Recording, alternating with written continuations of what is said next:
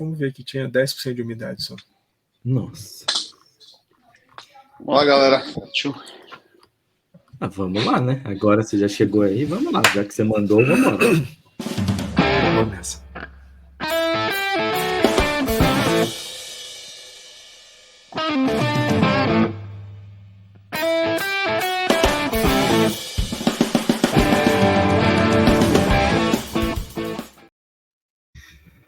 Bom dia, boa tarde, boa noite. Para você que está chegando agora, o meu nome é Felipe Clemente e está começando mais um episódio desse já consagrado podcast do Tailgate Zone, o Zonecast. Temos grandes pessoas ao meu lado e temos uma figura ilustre também nesse podcast, porque já esteve ausente em algumas gravações aí para trás. Mas é isso. O episódio vai ser bom, novamente sem pauta, a moda caralha, assim que a gente gosta. E vamos embora.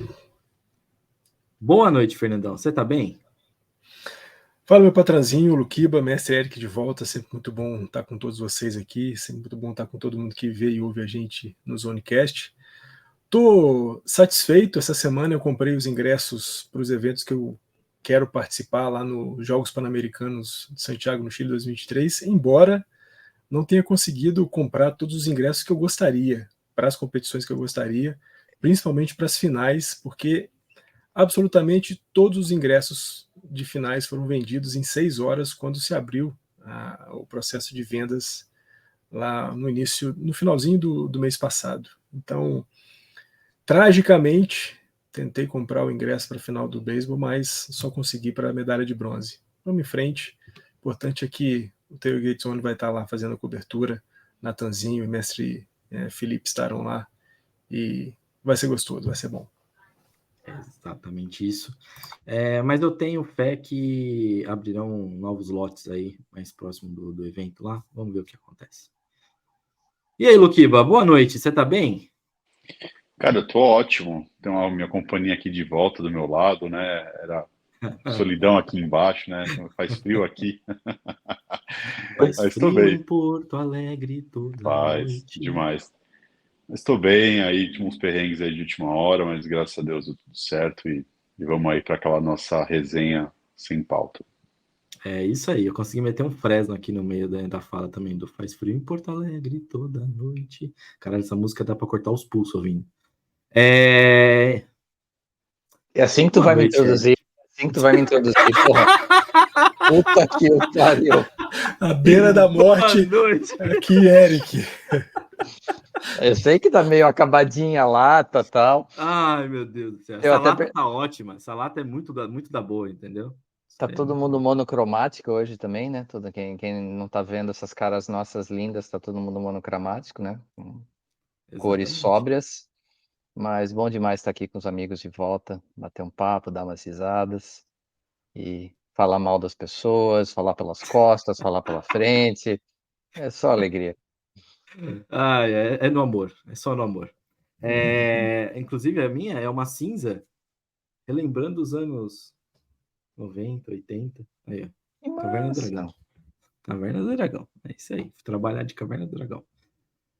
Senhores, então, como sempre, né? Seguindo protocolos, quem está aí acompanhando a gente, não se esqueça de nos seguir nas redes sociais. Tailgate Zone no Instagram e no Facebook e Tailgate Zone BR no Twitter. Onde está o símbolo do cu? Tira o cu e bota o TikTok. O TikTok tem bastante coisa de cu? Tem, mas no caso é só o TikTok mesmo ali, como @TailgateZone. Temos muitos vídeos lá, o PTUzinho tá mandando ver nos vídeos, previsões agora da NFL, já teve outras coisas também, até como a diplomacia do ping-pong, coisas muito interessantes. Então acompanhe a gente no TikTok também, vai lá e segue a gente. Do mais, também protocolar aqui, esse podcast está em todas as principais plataformas de áudio. Então, você pode ouvir a gente por qualquer plataforma de áudio. Se você tem o Spotify, você com certeza pode ver nossas carinhas também. Mas se você quer ver nossas carinhas e não tem Spotify, tem um Deezer, tem qualquer outra coisa, vá lá no YouTube. A gente também está no YouTube com o podcast. Então, ali, ó, vá lá no canal Tailgate Zone BR, inscreva-se, deixe seu comentário, ativa o sininho, dá like, faz de tudo lá. compareça. Os views aumentaram no podcast, eu não sei como. A gente ficou num hiato aí, a gente sem gravar, e aumentou, assim, absurdamente com esses papos alucinados, sem pautas que estamos fazendo. O Eu não pessoal consigo ficou entender. sentindo falta. Sentiu Não, falta e aí. eu acho que a galera gosta dessas coisas loucas mesmo. Então, quando a gente faz as coisas loucas, o negócio tá dando melhor. Então, a gente vai continuar fazendo louco. Sem pauta mesmo, assim, que nem a gente falou hoje à tarde. É soltar os papos aqui e vamos embora, e é isso.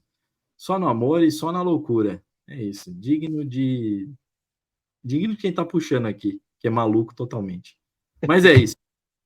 Vocês querem comentar alguma coisa ou a gente pode chamar o ponto da semana pra gente ficar aqui resenhando? Toca-lhe o pau. Então, Corta, chuta, emoção pra primeira base! nossa senhora! Eric, nós temos muitas coisas para falar nessa semana, você tá de fora aí, então eu vou chamar algumas coisinhas para te envolver, para você questionar, para a gente fazer a nossa resenha e começar aqui a elocubrar um monte de coisa. Quando bater uns 50 minutos, eu corto o nosso papo de louco aqui, a gente faz umas apostinhas, faz as dicas e vai embora. Primeira coisa de tudo, eu queria dizer, eu não sei se todos já viram, mas eu quero introduzir esse papo aqui, eu vou direcionar o Eric e ver o que ele pensa sobre isso. Saiu o documentário lá do Stephen Curry, o Luquiba deu de dica na semana passada. Primeira pergunta, todos assistiram? Alguém assistiu, fora eu e o Luquiba? Nope. Incrível. Então, já queria mandar o meu salve de palmas aqui para a Apple TV, porque tá demais o que esses caras estão produzindo. Tá, assim, espetacular. Me prometeram acesso à Apple TV, mas até agora... Então, Luquiba, eu tô aqui em cima, mas na verdade, você já sabe, né? Ô, Fernandão, tem que me cobrar, Fernandão. Não um retângulo aqui, é um triângulo, né? Aponta o chefinho e nós três aqui embaixo. Porra, fiquei em mau lençóis aqui, tem que me cobrar. Dito isso, enfim, assistimos. É muito bom o documentário, contando a história lá dele, né? Dele ser subestimado. Uma das coisas que eu achei bem interessante é o Del Curry meio que duvidar de, pô, filho, você é muito baixinho, você é muito magricelo, não sei se vai dar muito certo. Tem que fazer umas mudanças aí no seu estilo de jogo e tal. Então até o próprio pai dá uma duvidada dele assim no começo, é muito bacana também, mostra tipo uma forma incrível dele. Inclusive, depois de assistir, eu sempre achei ele muito bom, sempre achei ele cracaço, né? Mas nunca falei, pô, que cara incrível, que ídolo, tudo mais. Agora ele passa a ser um ídolo depois de que eu assisti o documentário, chorei horrores com ele. E ainda ontem à noite eu descobri que o corno é um grande fã de Paramore, subiu no palco com a Hayley Williams e cantou Misery Business. Então agora, Curry, você é muito ridículo, você tá muito no meu coração, ainda está abaixo do Red Miller para mim, mas, cara, você é demais, amo você muito agora. Mas eu falei tudo isso do Curry só para falar um negócio, Eric. A gente não vai falar disso muito hoje, mas eu só queria dar uma introdução, porque a gente vai acompanhar isso nas próximas semanas e a gente espera que isso desenrole aí ao longo dos anos. É muito impressionante o que a Apple TV está fazendo com a MLS, o que ela já faz com os jogos de sexta da MLB, e eu acho que em algum momento a gente vai ver o Tim Cook querendo desembolsar uma grana para pegar... Vocês não falaram de Tim Cook, por isso que eu estou falando aqui agora. Para pegar alguma coisa aí de esportes americanos, mais ainda do que só o beisebol, e a transmissão da Apple, para quem nunca assistiu também, é uma coisa primorosa. Eu gastei toda a minha energia discutindo sobre isso ontem, então vou economizá-la um pouco. Mas, cara, parte da... Assim, um princípio que acho que a gente já comentou algumas vezes em como o esporte ao vivo talvez seja o último dos moicanos para o que a gente chama de TV hoje em dia, e o streaming vai acabar comendo isso de algum jeito, né? E quando a gente fala no asset mais valioso que não está no mercado hoje, mas que pode vir a estar no mercado de acordo com alguns analistas, é a ESPN, por todos os contratos que ele já tem assinados, a força da marca. Então, cara, e assim, o fenômeno Messi vai brilhar ainda mais os olhos do Tim Cook, e eu acho que a Apple vai fazer assim, alguns movimentos interessantes nesse sentido. Eu só falei isso porque vocês não tinham falado de Tim Cook, eu fui correr depois. A gente conversou paralelo sobre toda a discussão que vocês tiveram, e eu falei assim, deixa eu correr o olho, vai, só para não deixar passar em branco, porque eu tava tão maluco ontem que eu não vi nada. Mas aí eu olhei e falei assim, eu não sei qual o valuation da ESPN hoje. O Rafik falou em 50 bi. Se for 50 bi para a Apple, é dinheiro de pinga. É o que eles conseguem com o iPhone, basicamente. Uhum. Ai. O Fernandão, você chegou a ver alguma coisa de MLB já na Apple TV? Acompanhou com alguém? Patrãozinho, eu acho que as primeiras transmissões de MLB da Apple TV foram abertas, né, para quem quisesse experimentar, saber como é que era a transmissão. Eu achei muito legal do ponto de vista gráfico e também das informações que aparecem ali o tempo inteiro durante a transmissão, né, e assim, estatísticas do momento, né, da coisa como está acontecendo. Achei isso muito legal, embora eu não sei se ainda é o mesmo time de transmissão. Eu não gostei muito do time de transmissão. Não achei muito legal. Tinha um comentarista um pouco mais técnico, tinha um comentarista que queria fazer um pouco de graça, de levar o negócio mais para um lado divertido, engraçado, e o narrador não era nada que tenha me agradado. Mas eu acho que assim, a quantidade de informações que a transmissão da Apple, pelo menos quando eu tive acesso, te oferece, é muito legal. E, obviamente, né, Luquiba, não é a mesma grana, não é o poderio aquisitivo, mas, de outro lado, alguém que conseguiu dinheiro com lives e tem feito belas transmissões é a Cazé TV na Copa Feminina. E eu tô falando isso porque a gente vai falar um pouquinho da Copa Feminina, Copa de Futebol Feminina, mas ele tá mandando muito bem a audiência, né? Mesmo com o Brasil fora, ainda assim o canal dele tá conseguindo manter uma audiência muito boa em cima dos jogos que estão passando aí.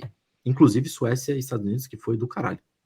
Eu acho que é o que o Eric falou, né? É o futuro da transmissão. Então, muita gente, essas gerações mais novas, já não assiste TV aberta, então está alcançando talvez um público que estava sem como acompanhar, sem um canal fiel para você acompanhar, porque era muito pipocado, né? Você vai acompanhar, às vezes, alguma coisa que o YouTube lançava, alguma coisa que o próprio Facebook fazia, era umas coisas muito assim, um pouco aqui, outro ali, tal, todo mundo perdido, né? Agora, talvez, o Cazé teve essa sacada e começou a ganhar importantes contratos aí, né? Tem aí também o PAN envolvido, né? Que vai estar lá, a própria Globo já não vai transmitir, né? Então já está vendo essa diferença acontecer, né? Então, eu acho que é bem por aí.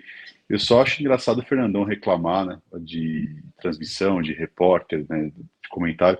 É que ele não sabe o que é acompanhar uma temporada pela Nestlé, porque se ele soubesse, ele estaria falando, não, Apple TV é sensacional, os caras mandaram muito bem.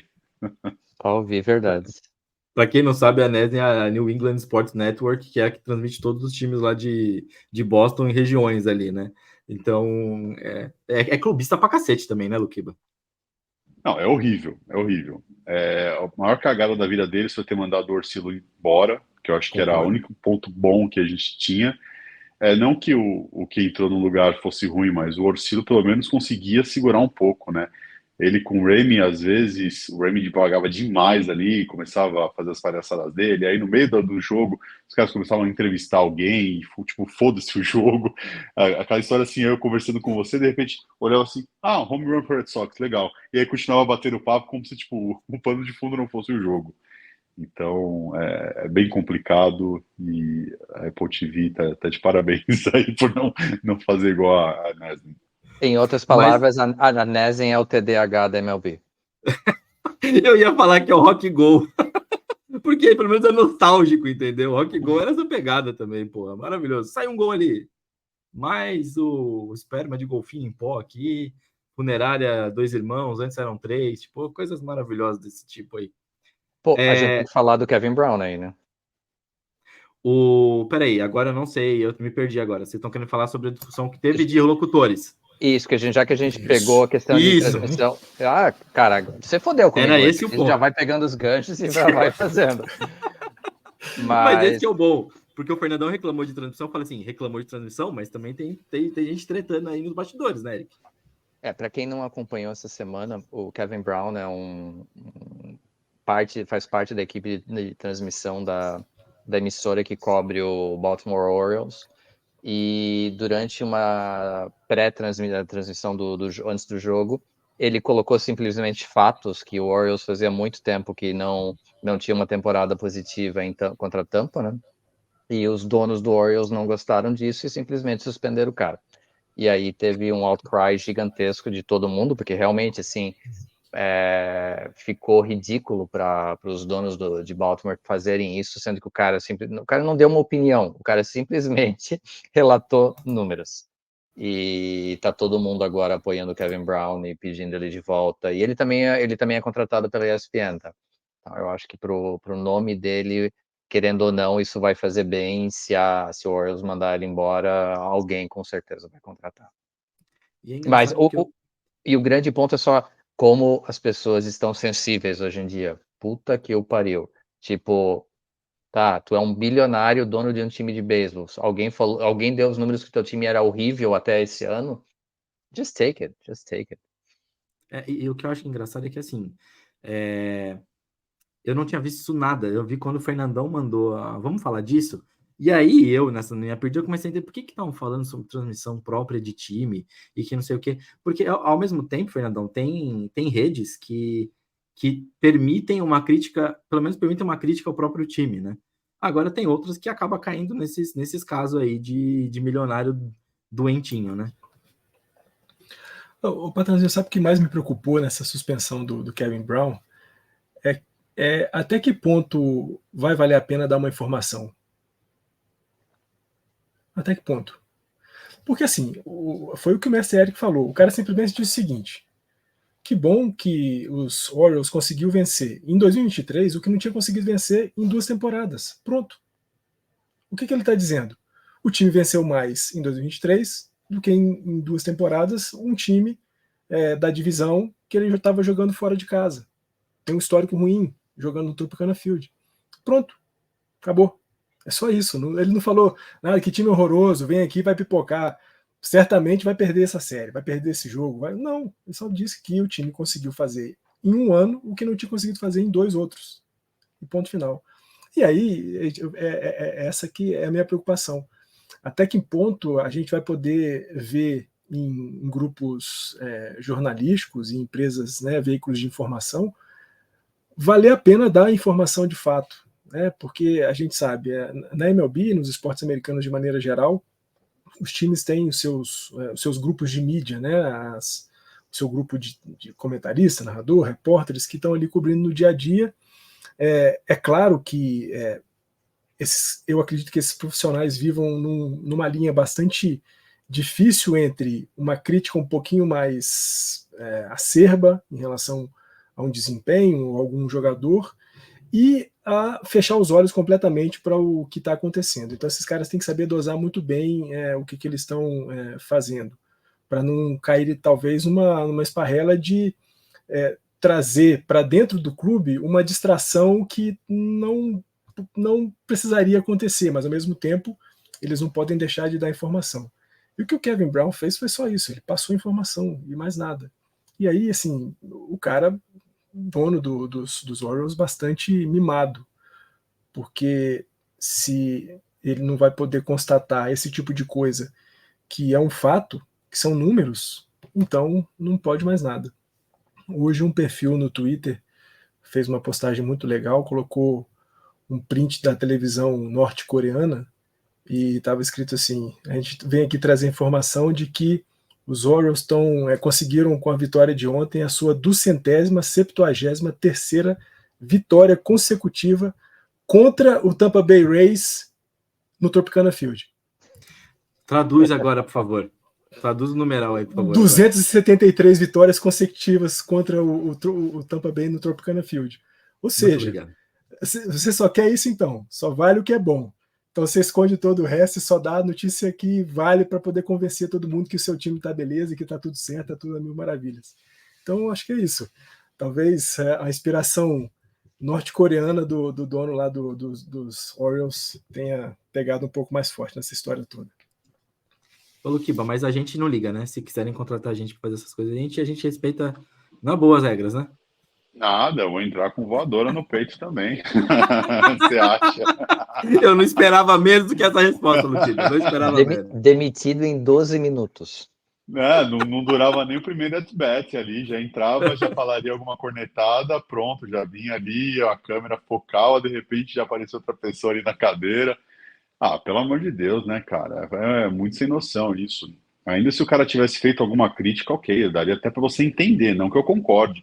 Mas nem isso foi, simplesmente passou uma informação que às vezes não foi nem o cara que trouxe, às vezes foi o diretor de redação, alguém que levou para o cara e falou, coloca isso nesse dado, alguma coisa, tal, não sei o cara só leu, né? E o cara que pagou o pato. É ridículo isso, cara. É ridículo demais. É um time pequeno, eu não tenho nenhuma simpatia por eles. Eu sei que tem muita gente que tá aí no crush do tipo, ai, Baltimore, isso. Eu quero que eles se explodam, um timezinho de merda que fique na várzea, como sempre foi.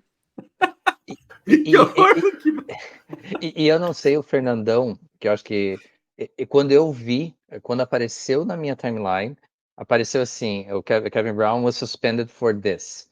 Cara, eu assisti o vídeo meio tipo me encolhendo, assim, o que esse bicho falou? Sabe, falou alguma coisa racista, sabe?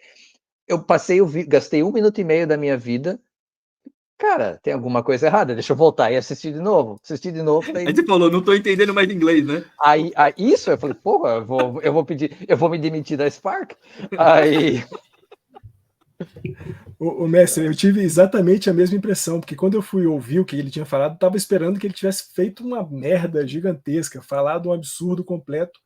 E a mesma coisa, senti que o cara simplesmente falou coisas do jogo, da temporada do time, e precisei ouvir de novo até entender, ler um pouco mais depois sobre as coisas, de que o cara não tinha gostado justamente dele ter feito, não um comentário, mas como o Kiba disse, né, pode ter sido uma informação passada pela redação, pelo diretor ali de backstage ali, olha, fala que a gente está melhor esse ano aqui do que nós fomos nas 2 temporadas anteriores. Pronto. Aí eu vou entrar com a teoria da conspiração aí que iriam derrubar ele. Entendeu? Queriam derrubar ele aí, ó, e o amiguinho foi só uma mensagem. Mas, o patrãozinho, se tem alguma coisa positiva, né, nesse episódio ridículo, né, da suspensão do Kevin Brown, é que boa parte das equipes dos outros times, né, de veiculação de veículos de informação dos outros times, se manifestou favorável ao Kevin Brown, né, bastante críticos à posição do dono do Baltimore Orioles, embora, né, seja uma categoria que não tem uma proteção sindical, mas os caras por si só se juntaram ali e se posicionaram bastante de maneira muito forte, né, em relação ao que aconteceu com o Kevin Brown. Então, no final das contas, a categoria, embora não tenha uma organização oficial, mas pelo menos se mostra junta, né, unida para pelo menos mostrar o seguinte, beleza, vocês são os donos do dinheiro, dono do negócio, mas a gente deve ter o direito de dar uma opinião ou, nesse caso do Kevin Brown, simplesmente passar uma informação. Aliás, falando em categoria unida, não tem nada a ver com isso, mas eu falei com isso eu falei essa semana com o Eric, soltei uma lá. Categoria unida também é a galera de Hollywood, né? Porque até um monte de ator pica das galáxias, que não tem nada a ver com a causa, porque para eles está fácil, entrando, fazendo pequena à frente da CCXP, lá da Comic Con de San Diego, indo para a rua, pedir os direitos dos roteiristas, dos outros atores, que a gente sempre esquece, né? Que tem atores que realmente vivem disso. Tem aquela casa lá que eu até comentei com o Eric do Orange is New Black. A atriz, eu esqueci o nome, mas ela mostra lá o que ela ganhou de royalties, vamos dizer assim, pelos episódios transmitidos em 2022, e é $27. Então, assim, é uma coisa bizarra, né? Pensar que essa galera não tá ganhando bosta nenhuma que os estúdios estão ganhando. Mas é uma categoria bem unida também. Pelo menos eles têm o sindicatozinho deles, né? Quem sabe a galera aí da TV não começa a criar o deles também agora. Aí fica top. Era isso que eu ia falar. E corrigir uma informação. Eu corrigi a informação que a gente trafegou em grupo, Eric. A gente falou sobre a Copa do Mundo de basquete masculino, que acontece agora no final do mês de agosto. A transmissão terá no Star Plus, sim. Então, no Brasilzinho aqui, teremos Star Plus. A Disney fechou. Sim, a Disney fechou com a FIBA, então ela vai transmitir. Então, eu falei para vocês de Curtside, que eu assinei de besta, porque eu não sabia que Star Plus ia transmitir. Mas, pelo menos, Curtside é a plataforma, vamos dizer assim, da FIBA mesmo. Então, todas as competições da FIBA são transmitidas lá, né? Você pode comprar ou diretamente, por isso que a gente fala do streaming ser o futuro, né? Você pode comprar uma competição específica, no caso, se você quiser comprar a Copa do Mundo de basquete masculina inteira, você paga $20, se eu não me engano, $19, um negócio assim. Se você quiser o pacote inteiro no ano, é $40. Então, assim, é bem interessante ver como as coisas funcionam, né?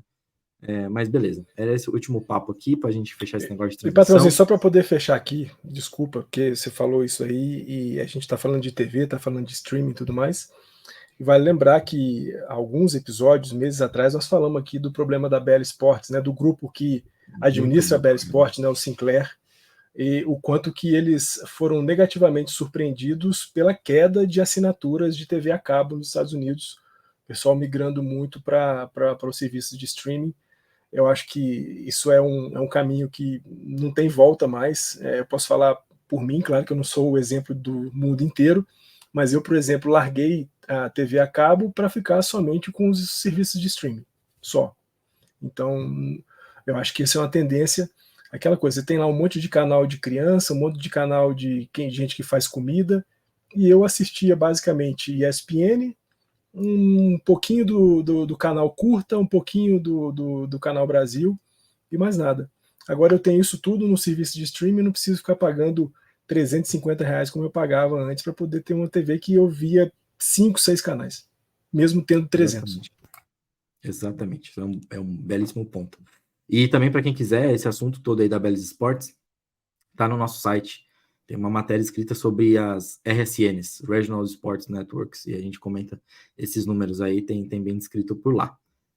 Mas saindo daqui e indo para ali, a NFL está batendo a porta e tem um assunto que é interessante, visto que temos Jonathan Taylor brigando com o Colts, visto que Josh Jacobs não conseguiu um contrato decente, visto que Saquon Barkley também não conseguiu um contrato decente, e visto que nesse último jogo aí do Hall da Fama, que inicia, né, vamos dizer que inicia a pré-temporada da NFL, nós vimos Adrian James e o Terrell Davis entrando como novos Halls da Fama, né?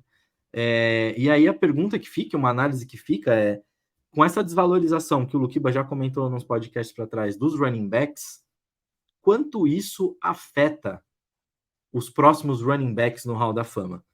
Antes de eu entrar aqui, eu peguei uma lista do que é considerado... Eu não nem quis citar a minha lista, porque esse negócio das nossas listas é sempre muito complexo, né? Mas eu peguei dos anos... da década de 2010 para frente, né? Então, quem foram os melhores running backs aí nessas últimas décadas? Então, a gente pega, obviamente, o primeiro de todos, que estará disponível em breve, acho que é no ano que vem, já se não é no ano que vem no outro, Adrian Peterson, que eu acho que esse é unânime, é um cara que vai entrar. Depois dele, quem a gente fala que poderia entrar? Frank Gore. Frank Gore, isso, obviamente. Frank Gore, até por tudo que ele fez, e também aí tem o tempo que ele jogou, né? Longevidade da carreira. Mas é muito poucos nomes que você vê que nem a gente vê no passado, né? E aí nessa lista eu achei interessante porque tem o Peterson, aí fala o Frank Gore, obviamente. Aí começa a vir, tipo, LeSean McCoy, Jamal Charles, Todd Gurley, Ezekiel Elliott, começa a vir umas coisas assim que você fala assim, mano, eu não sei se o Elliott tem uma carreira de Hall da Fama. Eu não sei se o LeSean McCoy tem uma carreira de Hall da Fama. Eu não sei se o Marshall Lynch tem uma carreira de Hall da Fama e ele estará disponível para o Hall da Fama no ano que vem. Então, assim, são perguntas interessantes de serem feitas. O que será dos running backs no Hall da Fama?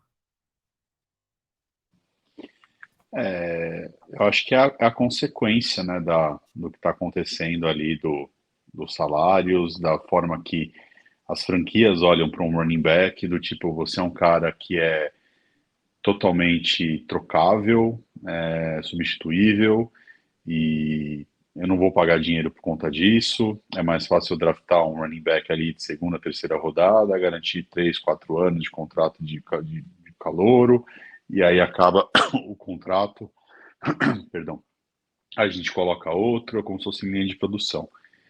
E aí você olha para os outros times, quem que é o time que vai ser doido de pagar uma grana alta por um running back? Cada vez menos vai acontecer isso, porque você falou desses nomes aí todos, para mim nenhum nome é digno de Hoffman. E aí você olha porque a gente tem hoje, talvez o Derrick Henry, talvez o McCaffrey, talvez, e quem mais? Camara, talvez. Aí você começa a puxar um ou outro que ainda estão em atividade que talvez tenha essa vaga. Agora, pega de 3, 4 anos para cá, que esses caras que estão ainda há um tempo aí na alta, o que vem produzindo depois disso? Tem algum nome que te fala, não, esse cara com certeza vai. Eu já não começo a puxar na memória e não consigo lembrar ninguém. Talvez esse ano a gente tenha o Bijan Robinson, que talvez possa vir a ser alguma coisa, não sabemos ainda. Mas fora isso, dos outros tantos badalados aí, não sei se são jogadores que vão ter carreiras de Hall of Fame. Então, está cada vez menos tendo relevância um running back. É só você ver que a gente tem hoje no mercado o Fournette, a gente tem o Dalvin Cook, a gente tem o Zeke, a gente tem outros nomes tão importantes em temporadas anteriores que estão sem contrato e possivelmente vão ficar sem contrato, porque ninguém quer pagar esses caras.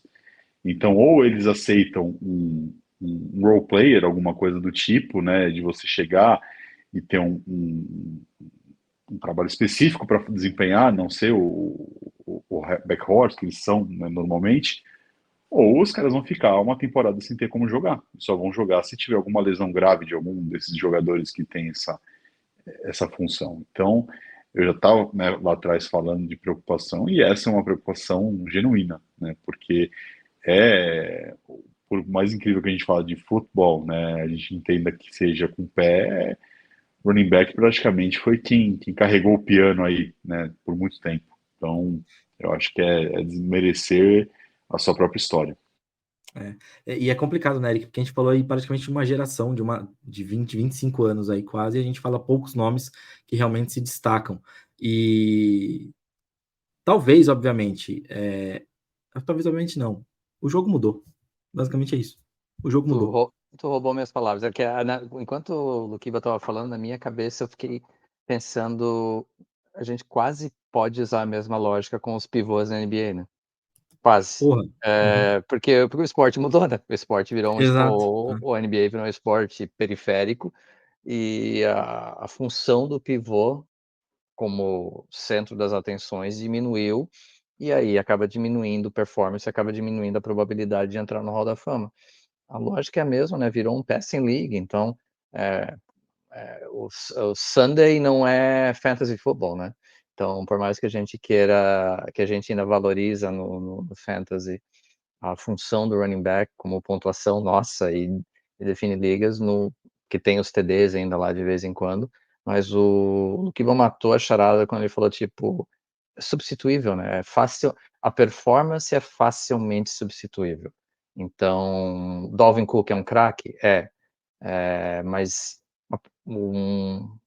a performance dele pode, o 90% da performance dele pode ser substituído por um outro jogador. Então, essa acaba sendo a lógica. É uma pena, principalmente quando a gente entra ainda numa discussão de probabilidade de contusão, concussões. Só sei que se eu tivesse um filho que morasse lá, eu não ia querer que ele fosse running back no college. Quem é que queria, né? Como o João disse uma vez, né? Nunca deixaria os gêmeos jogarem futebol americano. Fernandão, você queria fazer uma pergunta, né? Eu queria fazer uma pergunta, patrãozinho, mas acho que tanto o Luquiba quanto o Messi Eric já meio que enveredaram para dentro dela, né? Que eu ia perguntar o quanto que as mudanças, né, que visaram proteger o QB alteraram a função do running back no futebol americano. Porque o running back não é aquele caboclinho que pega a bola ali pertinho do quarterback e sai correndo. O quarterback tendo um pouco mais de tempo para poder lançar, tendo um pouco mais de condições de proteção para poder lançar uma bola, talvez isso seja um dos fatores que tenha contribuído para também a posição perder um pouco da relevância, né? Eu acho que pode ser, Fernandão, não descarto isso, mas com certeza não é o fator principal, né? Eu acho que é um conjunto de fatores, evolução do jogo, evolução do atleticismo dos jogadores, porque o quarterback já teve a época de ser só um pocket passer, aqueles caras que não tem mobilidade nenhuma, que tem o braço forte, né, que você vai pegar ali da época de Dan Marino, John Elway, esses caras todos. Aí você começa a ver uma revolução ali com o Michael Vick, que está cada vez se arrastando, de você valorizar o quarterback, que é a ação dupla, né? Ele tem tanto o braço quanto as pernas, e a gente vê que cada vez mais a liga valoriza isso. Ainda são poucos quarterbacks que não são tão móveis assim, que ainda tem destaque, né? Além disso, você tem outras evoluções de posições. O tight end é uma posição que evoluiu bastante, né? Que antes era só proteção e hoje é também uma ameaça dupla, né? Então, eu acho que são vários pequenos detalhes que você vai somando ao fato, e aí você olha para o running back, que não teve essa evolução. Porque o running back, até você consegue ter running backs que são recebedores, né? Você vê alguns times que utilizam bastante isso, o Patriots é um deles, que sempre tem um recebedor que às vezes tem mais jardas recebidas por passe do que corridas, né? E é uma coisa meio estranha. Então, eu acho que toda essa evolução está levando a isso, né? E talvez o fato de você proteger mais o quarterback possa ter conciliado nisso, Fernando. Eu acho que tem um pouco de sentido isso, sim. Mas ainda assim se resume ao negócio do jogo ter mudado pra caramba, né? Isso é muito fato. O negócio do pivô é um bom exemplo do Eric, mas quando a gente fala mais de NBA, né? Você pega no basquete FIBA, os pivôs ainda tem dado muito valor, né? Ainda na Europa e tudo mais, é dado muito valor ao pivô. Mas mesmo assim, esses pivôs já estão mudando para esse novo modelo aí de espaçar quadro e tudo mais. Então, interessantíssimo, interessantíssimo. Mas é isso. Então agora palpites. Eric e Luquiba. Vou deixar o Fernandão de fora nessa. Beleza, Fernandão? Então tá bom. E eu também já mandei a senha da Apple TV, tá bom? Então, por favor, já vou resolver esse negócio aqui ao vivo, entendeu? Recebi a notificação do WhatsApp aqui. Recebi. Eu vou fazer uma cobrança ao vivo também. Tá na hora de trocar esse logo do cu, hein? Tá, fica aí. Tá bom. A cobrança tá bom. também. Vou trocar. Vou trocar também. Saindo daqui, quando tiver subindo episódio para plataformas, eu vou trocar esse negócio. Mas é isso, Eric. Quem entra aí nos próximos anos de running back? Só o Peterson? Só o Peterson. O Zeke, ele entra no Hall da Fama, mas é o Hall da Fama do Eric, por ele ter conseguido tirar todo o dinheiro que ele tirou do Jerry Jones. Então ele é first ballot no Hall da Fama do Eric, mas eu acho que é só o Peterson mesmo. E aí, Luque, vem pra tu. Da lista, pelo menos o que você falou, ele e o Frank Gore, eu não vejo outro além dos dois. E dessa geração que está aí, pelo menos os que ainda estão ativos, eu tenho ainda alguns nomes que talvez eu imagine que possa entrar. Eu acho que o Derrick Henry é um deles que possa entrar, e eu tenho restrição em relação ao McCaffrey. Não sei se ele ainda vai conseguir ter um pouco aí de saúde, né, na carreira dele. Mas se ele tiver ainda mais umas 2 ou 3 temporadas boas, saudáveis, eu acho que ele também é um nome potencial para isso. Fora isso, eu já começo a ter dúvidas. O Camara é um cara que, para mim, é uma incógnita, né? Porque ele vinha tendo uma carreira de Hall of Famer, mas aí parece que do nada desaprendeu as coisas, então ainda tem que ficar atento. E dos outros nomes, por enquanto, eu acho que nenhum que faça valer o fato de ser Hall of Fame. E eu vou soltar um negócio aqui. Quero saber a percepção de vocês.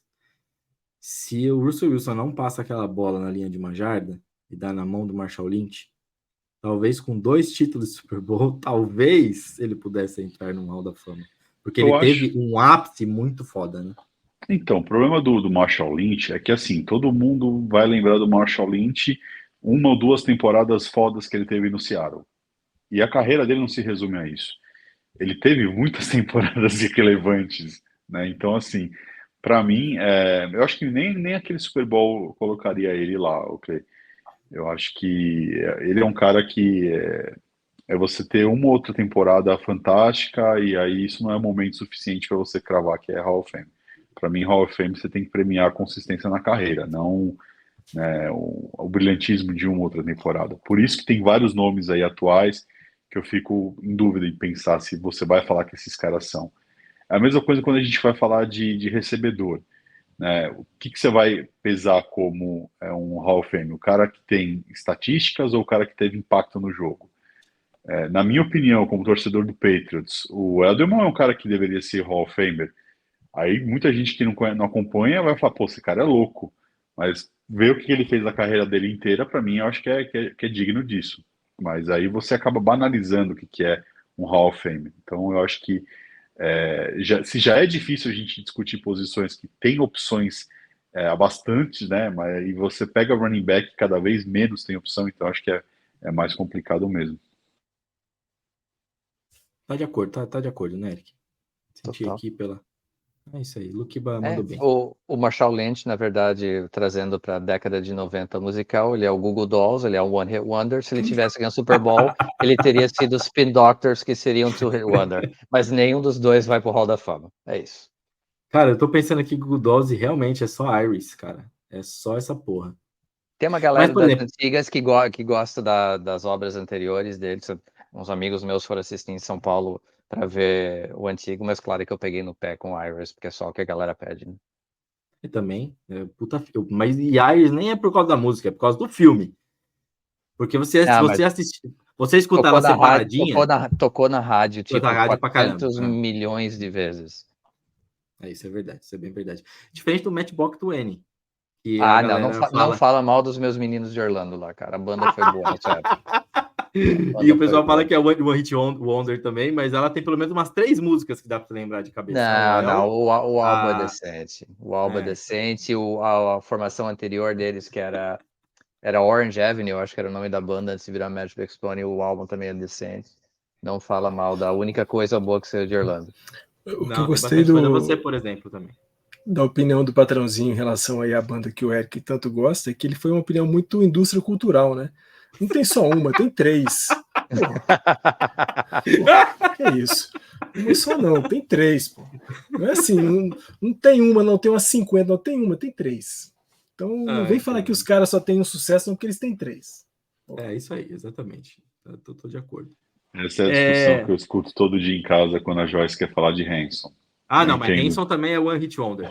Não quero nem discutir isso aí com ela. Vai falar isso pra ela que ela vai falar, não, tem 2, tem o Save Me, tem não sei o que, tem não sei o que lá, então já... Eu só conheço o Save Me.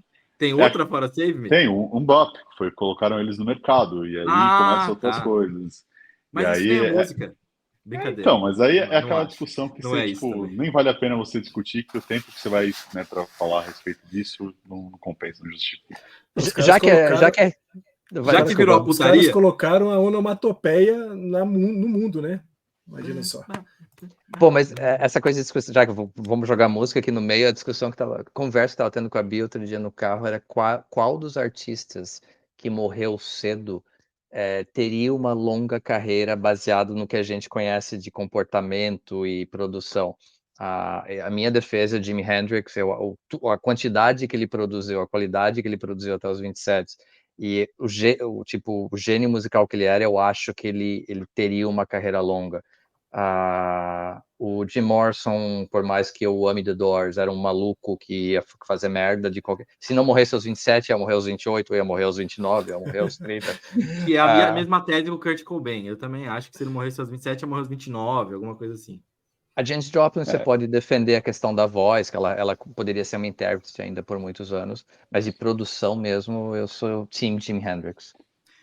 De voz, eu acho que se você puxar mais recente, se não fosse as drogas, talvez o Amy Winehouse, mas fora isso, eu tô contigo.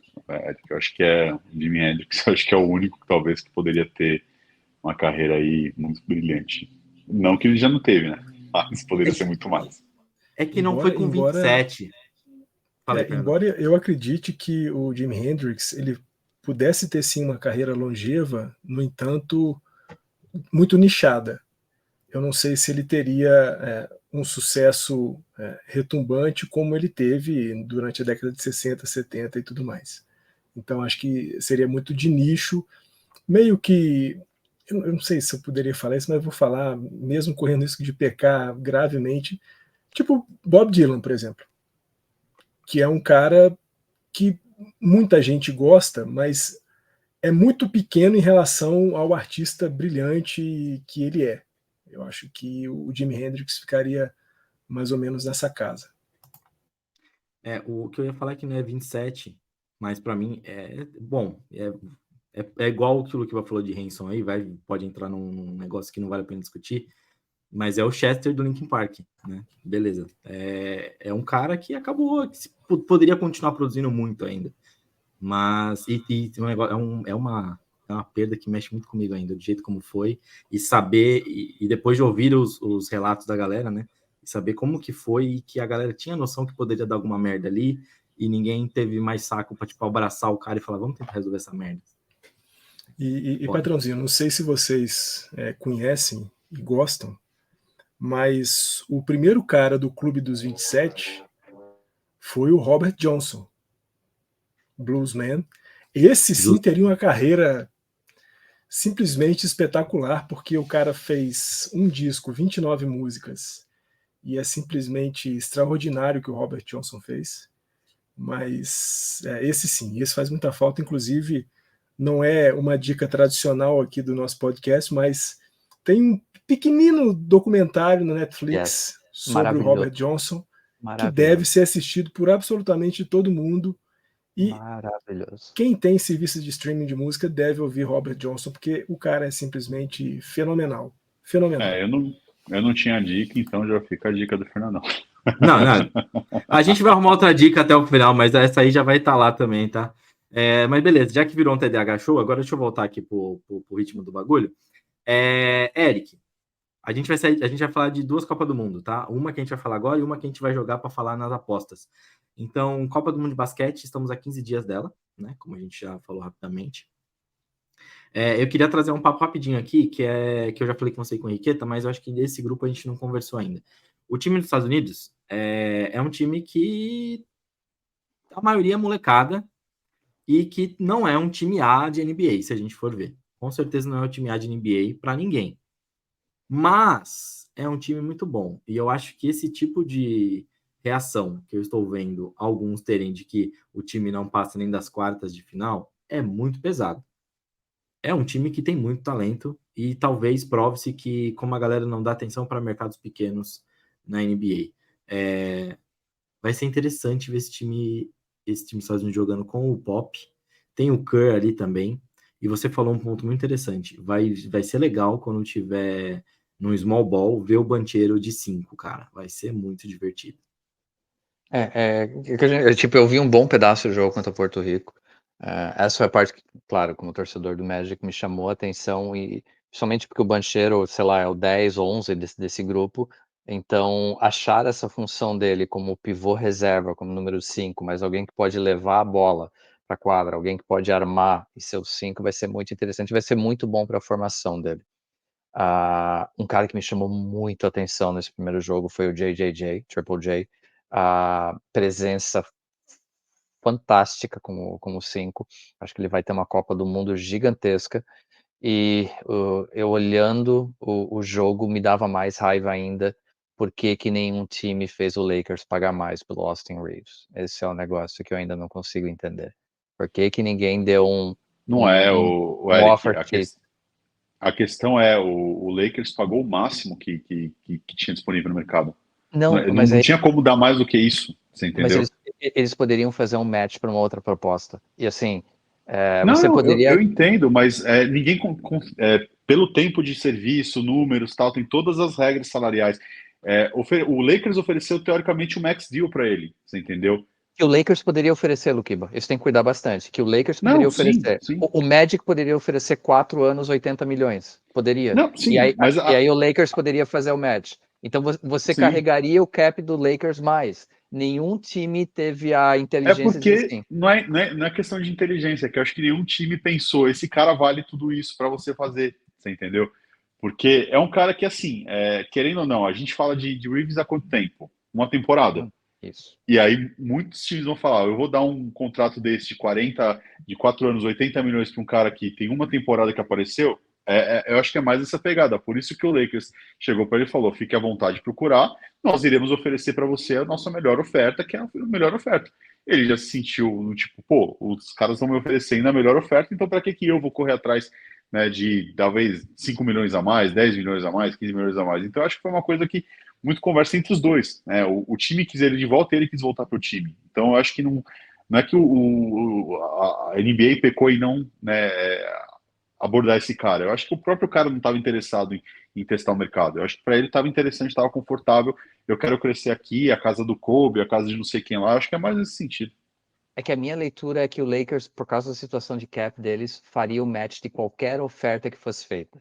Eu acho, tô te dando uma opinião. Eu acho que se o Magic fosse lá e oferecesse 4 anos, 80 milhões, o Lakers ia lá e faria o match. Então, o Magic forçaria o Lakers a carregar um pouquinho mais o cap e pagar mais imposto. E principalmente com o novo CBA vindo, você cortaria um pouco mais as pernas do Lakers. Mas eu não sei se isso aconteceria ou não, é especulação minha, por favor.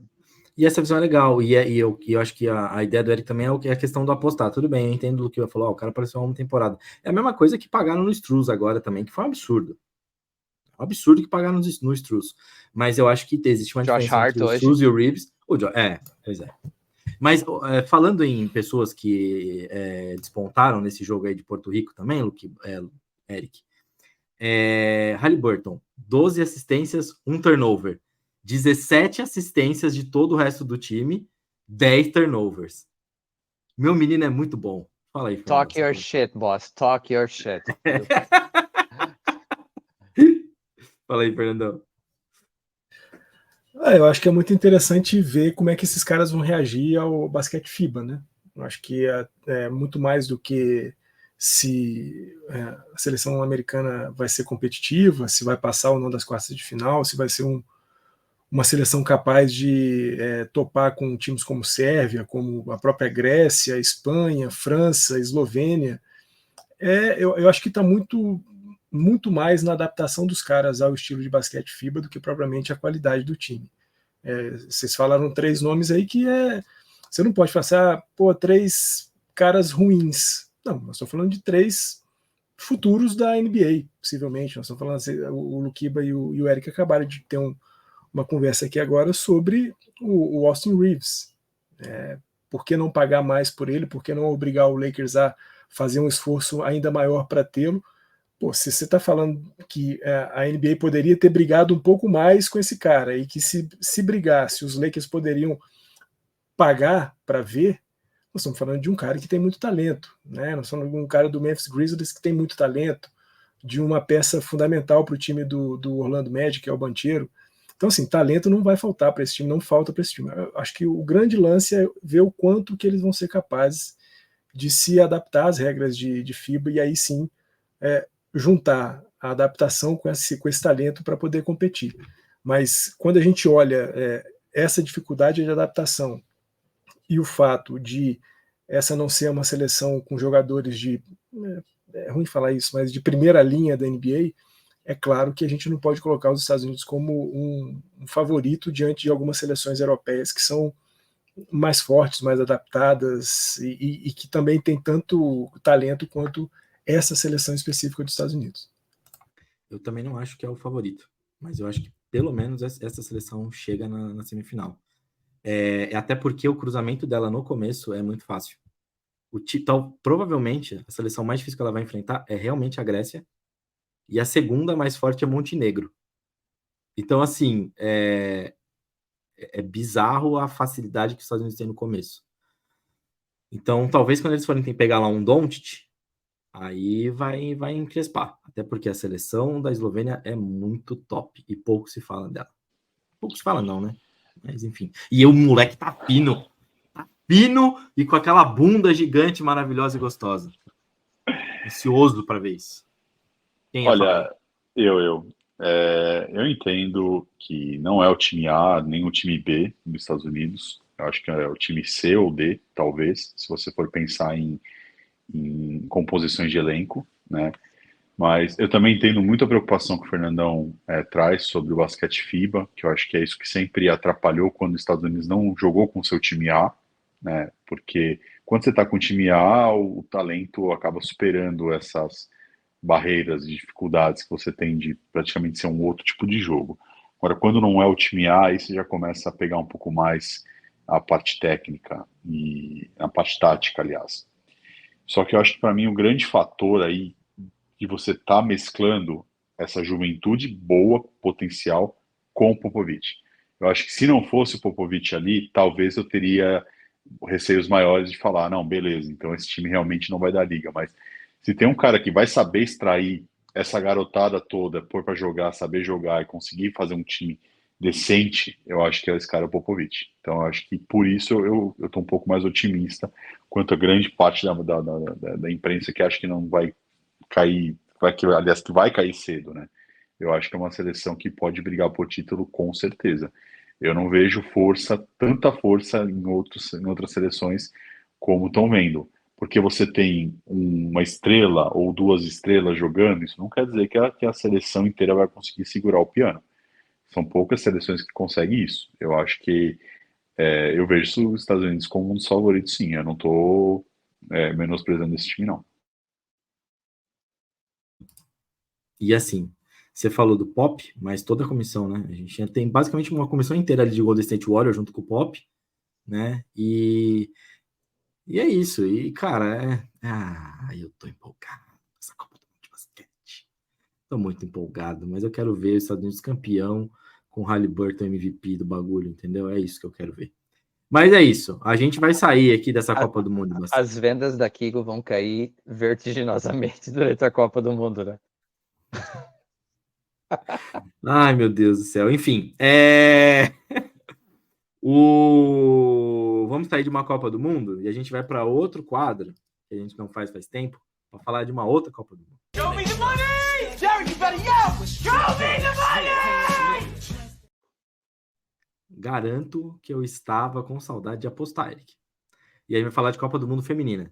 Apostas da Copa do Mundo feminina de futebol. Tava com tanta saudade que tu esqueceu de botar a vinheta. Eu não botei a vinheta? Apareceu só um pedacinho dela. Ah, tá. Foi, Então acho beleza. Que ela deu uma comida aqui pra gente. Eu posso soltar de novo. Se eu solto de novo. Show me the money! Derek, you better yell! Show me the money! Show me the money! Aí, pronto. Vamos lá. Depois que os seus Estados Unidos foi embora... Coisa, né? Então, assim, olhando os odds agora das 8 equipes que sobraram, a favorita é a Inglaterra, pelas casas de apostas, está pagando 2,5 para 1. Aí a gente tem Espanha pagando 3,5 para 1, Japão e França 5 para 1, Austrália 8 para 1, Suécia 9 para 1, a Holanda 12 para 1 e as Las Cafeteiras 28 para 1. Eu gosto dessa aposta das cafeteiras 28 para 1, cara. O retorno é bem interessante. Eu assisti Colômbia e Jamaica naquela manhã. O jogo foi muito legal, muito divertido. Então, essa seria tipo o Dark Horse, né? Tentar trabalhar com esses odds da Colômbia. E pegando as favoritas, eu acho o time da França 5 para 1 talvez seja a aposta mais segura aí no ponto de vista de quem seria a grande favorita. Muito bom. E aí, Luquiba, o que tu acha? Ele roubou meu underdog, né? Com certeza. Colômbia já tava. Ele nem começou a falar das odds, eu já falei, para mim é a Colômbia. Com certeza, a Colômbia aí, para onde deve estar pagando mais, é onde eu postaria meu dinheirinho. Eu não escutei quando você falou do Japão, o Eric. 5 para 1 também, igual a França. 5 para 1. Eu iria no Japão junto com a França. Eu acho que são duas bem apetitosas aí. São duas seleções com grande potencial de ser campeão e 5 para 1 é um preço bem razoável nessa altura. Talvez eu acho que eu também colocaria a Holanda, porque eu acho que a Holanda também está nessa pegada de underdog e já mostrou que é uma seleção que pode surpreender. Eu acho que eu ficaria com essas três aí. Legal. Muito bom, muito bom. Então é isso aí, vamos aproveitar aí mais uns finalzinhos lá na casa da TV. Tá muito legal de assistir esse troço aí. Eu esqueci que horas que é o jogo amanhã. É 7 da manhã ou é às 9?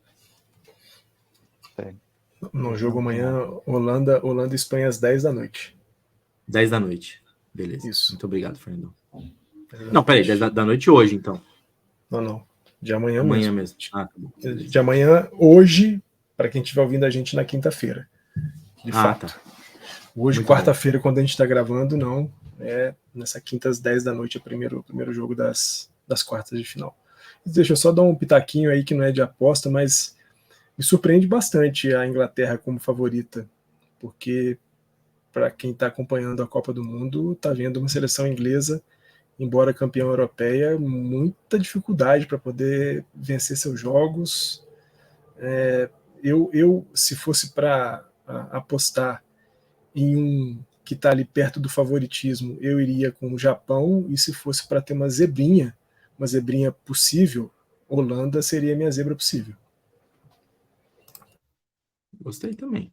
Gostei disso aí também. Semana que vem a gente volta com mais apostas. Daqui a pouco a gente volta com a aposta também da Copa do Mundo de basquete. E é isso. Vamos para... Posso só, como a gente voltou a falar de aposta, a gente pode falar disso com mais calma semana que vem. Mas Sim, um com absurdo a ESPN ter o direito de estar chancelando uma casa de apostas, sendo o controle que ela tem sobre informações que podem influenciar as odds. Eu não li isso aí. Quando foi que apareceu essa CBOzinha aí? A gente vai ter que trazer de pauta. Isso, vamos trazer de pauta. Eles compraram os direitos da PEN, que é um grande grupo de apostas, e era representado pela Barstool, e agora vai ser representado pela ESPN. Agora eu entendi o negócio da Barstool. Agora eu entendi os memes que estão aparecendo. Rapaz. Interessante isso aí. Interessante. Traremos de pauta. Me avise quando estiver disponível, Eric, porque faremos essa pauta aí. Mas enfim, vamos agora para a dica.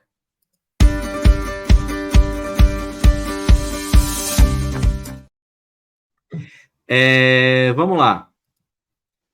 Fernandão já falou. Depois você vai me passar o link, Fernandão, e o nome completo do documentário para eu colocar aqui. Sobre... Já esqueci, mas é o que você recomendou. Robert Johnson, exatamente. Do Clube dos 27. Clube dos 27, nome horrível para elencaríssimo, mas ok.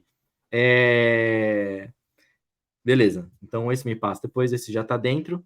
E o segundo, só para a gente ficar aqui no nosso métier esportivo, é um documentário que já não é novo, ele já é antigo. Deixa eu até conferir a data aqui, peraí. Não é tão antigo assim, é de 2021, tá? Ele chama O Sonho Dominicano. Esse, chama O Sonho Dominicano, está no Star Plus. Ele conta a história de um garoto imigrante, sai da República Dominicana, vai para os Estados Unidos, e ele é tido como o Michael Jordan dominicano. É muito bom. Eu assisti esse final de semana. Eu me peguei procurando uma coisa para assistir depois que eu assisti o do Curry. E aí eu comecei a assistir esse. E eu gostei muito. Vale a pena. Assistam. Aí vai contar, né, como que era um dominicano viver nos Estados Unidos naquela época lá dos anos 80 e 90. E todas as dificuldades que eles tinham também. A mãe dele não conseguiu na época. Os filhos foram meio que sozinhos. É uma coisa louca. E vai contando ele no bairro, jogando, a proposta que ele recebe para ir para a Europa, o que acontece com essa proposta e tudo mais. E o mais interessante, o nome dele é Felipe Lopes. Olha que beleza. Muito bom. Então assistam The Dominican Dream, O Sonho Dominicano. É isso aí. Não é subtítulo, tá? É que você procurar no normal vai estar O Sonho Dominicano, senão vai estar The Dominican Dream. É isso. Alguém já assistiu? Então a dica é só minha de cabeça, vai na fé, confia que é bom. É isso aí. Algum ponto, senhores? Não. Então tá bom. Foi muito bom estar com vocês. Foi muito bom conversar com vocês. Aquele efusivo abraço e a gente se vê na semana que vem nessa mesa de boteco novamente, porque tá dando certo esse negócio. E ficou tudo encaixado, hein? Não tem pauta, não tem roteiro e ficou tudo encaixado. E tem o cara que comanda aqui que tem TDAH. Então chupa. Nós é foda. É isso. Foi 25 minutos views de discussão musical. E ainda teve... é verdade. Ainda teve isso aí, ó. Então aqui assim, ó. Foram 25 views na semana passada. Também no improviso. Eu espero pelo menos 40 desse episódio aqui, tá bom? Ajudem. Divulguem. Eu sei que tem gente aí que tá assistindo a gente toda semana agora. Então passa para amiguinho. Se tiver 40 views, a discussão da semana que vem vai ser sobre o Pornhub. Aí, ó. Aliás, fica... tá bom, se rolar isso, se tiver Pornhub, eu já tenho até a dica da semana que vem. Eu tenho várias. Ai, que baixaria. Baixaria do cacete. Acabou. Beijo grande Valeu. para todo mundo aí. Até semana que vem. Tchau, tchau, tchau, tchau, Valeu. tchau.